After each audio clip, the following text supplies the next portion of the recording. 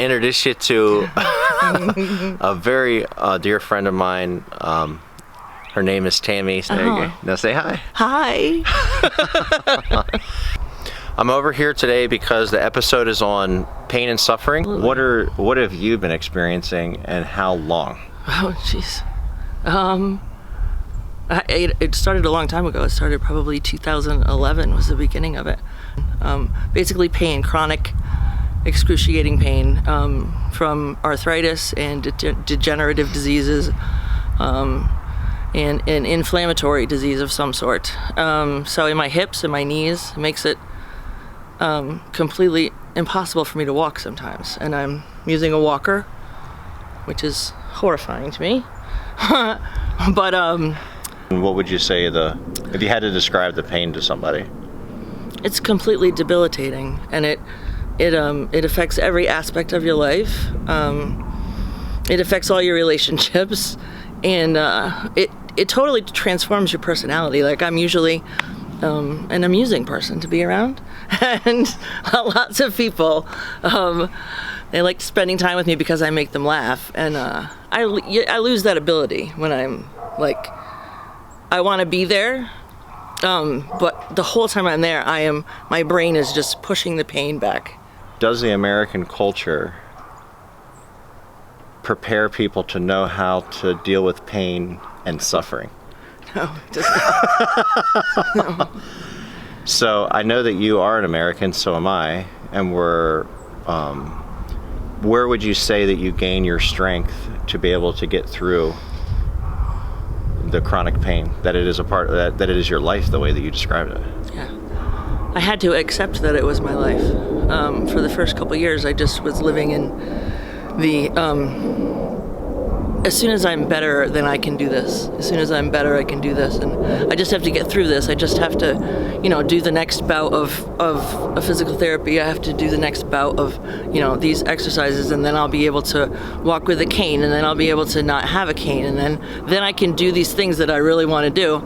And after several years of that, I was like, what if this is my new normal? Like, yeah. What if I'm not going anywhere from here? What if every day I'm going to have this amount of pain, regardless of how much physical therapy I do or how much?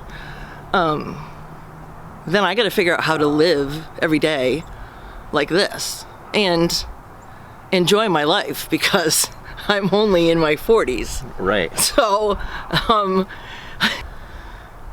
it was the acceptance of that, accepting that as my new normal, and then thinking about and praying about what is it that I can do to be happy and do the things that I like to do. Right.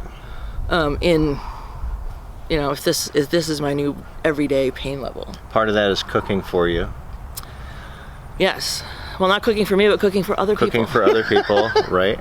Part yes. of that is having... I like serving other people. How would you say, you mentioned praying, how would you say you're a Christian? Yes. How would you say, and you were raised a Christian, how would you say your faith in Jesus Christ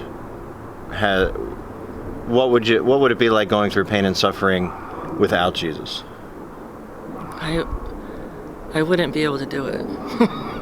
I would have failed. As the more pain, the closer I got, the closer my relationship became, and it changed everything about. For me, it changed everything about the relationship, because I had never before, been begging on my knees to have something taken away. Yeah. Yeah. So. It's okay.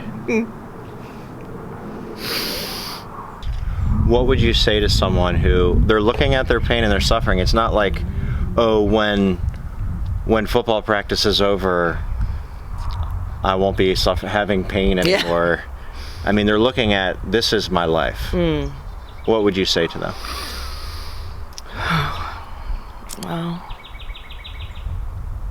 for me, I just really had to accept it. I just had to accept that this is what the Lord had for me, and that if this is what He has for me, then there's something good in it that I'm not seeing. Like, something is coming out of this for me or for other people or someone else. Yeah. But if this is what He has for me, then I'm missing something. There's something good in here. Yeah.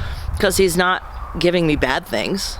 You know, you can say that suffering is bad, but it's just, I feel like it's just a direction. You know, it's how he's changing the course of my life some way.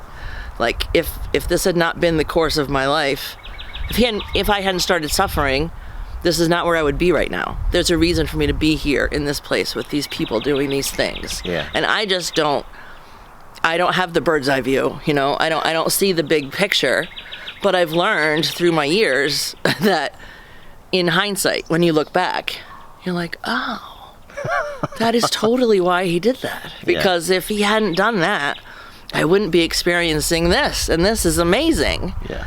I wouldn't want to not experience this. So you have to just always know and always understand that there's something better, there's something greater. I mean, aside from the ultimate, you know, glory, there are other things here that he has for you to experience. And if you don't accept it and you don't try to live with it the best that you can, then you're going to miss those things. Okay, you want to say goodbye? Goodbye. It was nice meeting you all. All right, bye.